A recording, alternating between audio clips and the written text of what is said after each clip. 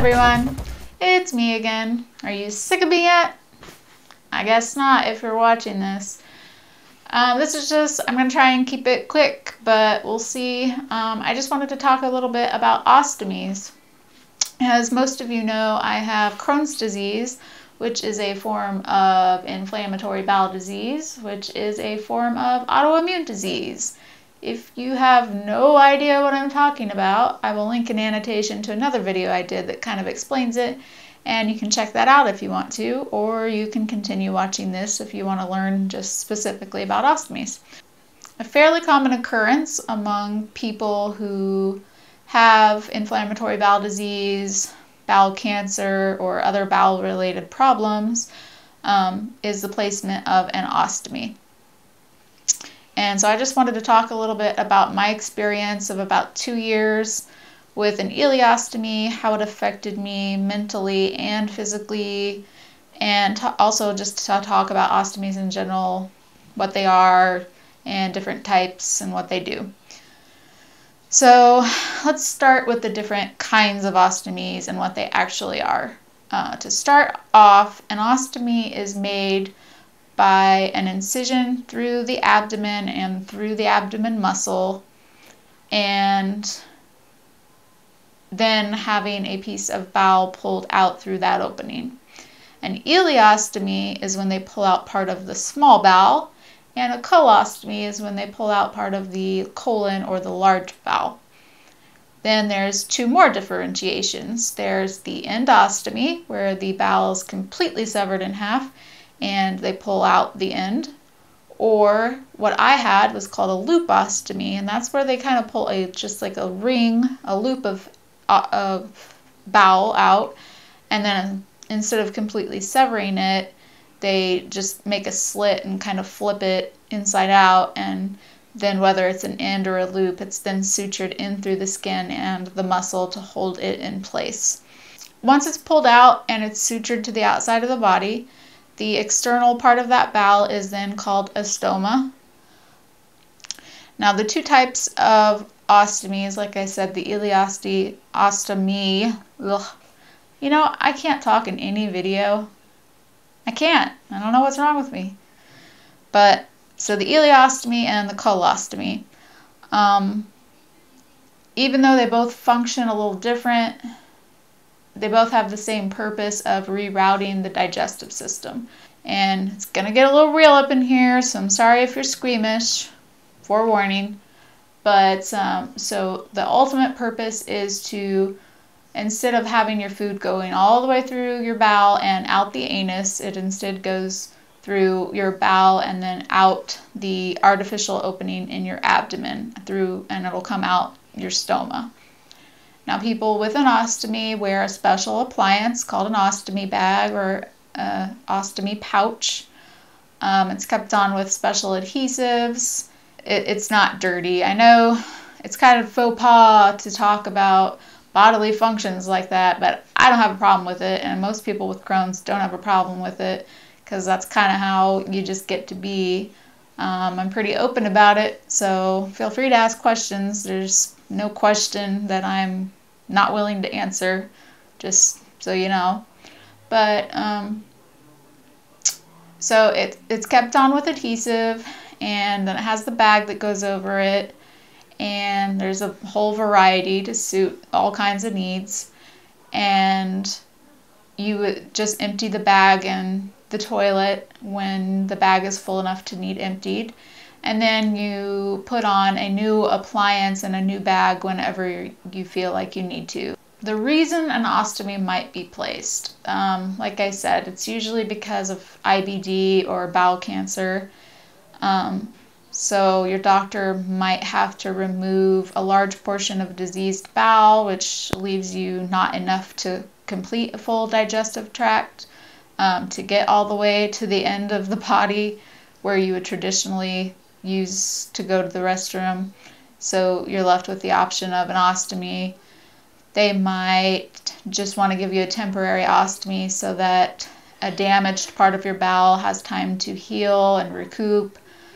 Or if you have a resection, like I've had one resection, and they've taken part of the bowel, but you still have enough to form, a long enough digestive tract, then they want to give the time for that bowel that's been sewn together to heal and reduce your risks of it, opening and you going septic, basically.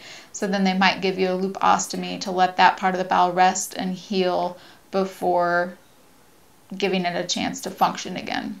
The thing about an ileostomy, now, like I said, I had a loop ileostomy. A loop ileostomy functions pretty much exactly the same as an end ileostomy, and so that's what I'll primarily be talking about.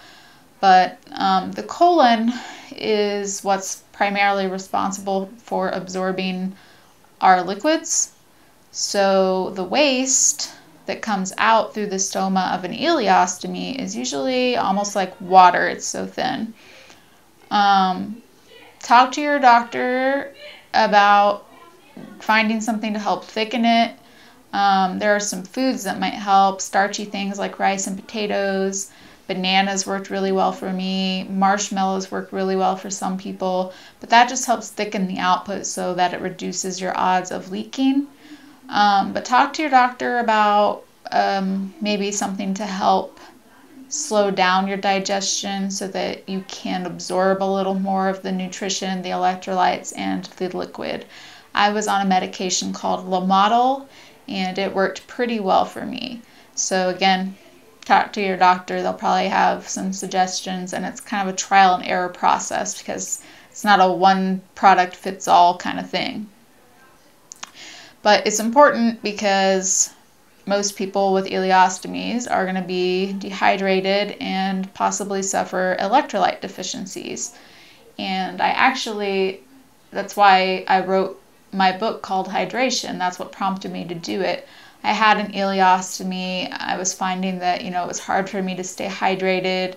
I was used to being out in the summer and sweating a lot, and my sodium levels were low. My electrolytes were getting bonky. I was obviously dehydrated, and so I started just researching, and that's what prompted me to write that book. And I'll link in the info box a link to the webpage so you can read a little more about that book. But I wrote it with ostomates, with ileostomies in mind specifically. When I first got my ostomy, I was very, very insecure about it. I had just met my now boyfriend of 2 years, but I had just met him then, and I didn't really know how to tell him, hey, I have Crohn's disease, and also I have an ostomy. And then one time we were texting, and he made a joke, and then he told me that he had Crohn's disease, and I was like, whoa, what? And neither of us knew that the other had Crohn's disease. So I worked up the courage, and I told him about my ostomy, and he has always been very supportive. He's seen me change my ostomy bag. He's seen the stoma. He's always been very supportive. It never bothered him, and I'm really grateful for that. Very lucky to have a good guy like that in my life. Slowly but surely, I became more confident, and I cared less and less what other people thought about it. I didn't really scream it from the rooftops, but I wasn't afraid to tell people if I needed to, or to answer questions about it if people already knew about it. If someone wants to judge me based on that, it's something that I can't even control. So if someone wants to judge me on that, then I don't really want that person in my life anyway, so it's kind of their loss.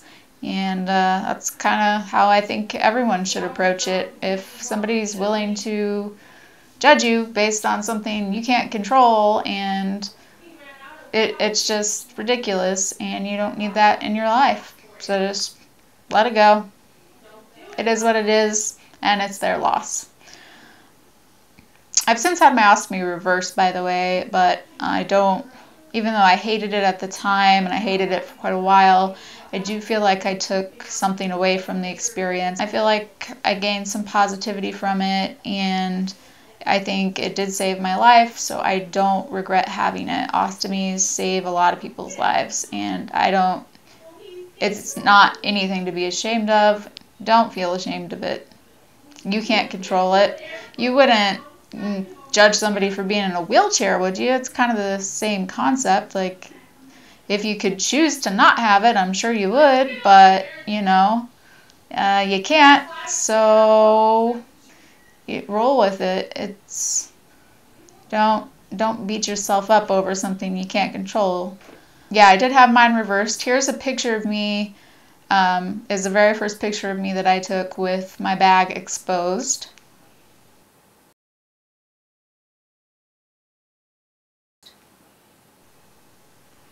And here's a picture of me, well, it's just my belly actually, but here's a picture of the scar after my reversal.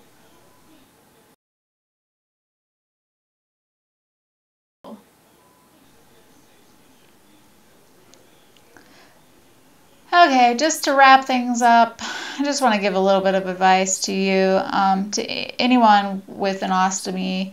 Just remember the old saying, the people that care don't matter, and the people that matter don't care. So take that, keep that as your motto. Lead by example. If you act confident and you're not bothered by it, then chances are they're just going to be like, oh, it's not a big deal. All right, it's not a big deal. And they won't be bothered by it either. The other thing is, again, experiment with what slows down your digestion and stay hydrated and stay on top of your electrolytes. Seriously, check out that book in the info bar. My third tip is kind of more geared towards the ladies. Invest in some shapewear.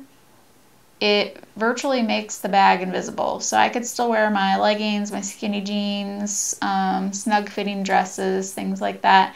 And you couldn't really tell that I had anything going on under there. So that made it, you know, clothing wise a little more comfortable, and I could still wear pretty much everything that I wanted to wear. And my second piece of advice is to invest in like a stretchy tube top, or they have those things called trendy tops, just something that you can put around your abdomen that's snug a little bit, and you can tuck the tail of the bag underneath it for intimate encounters, if you know what I mean.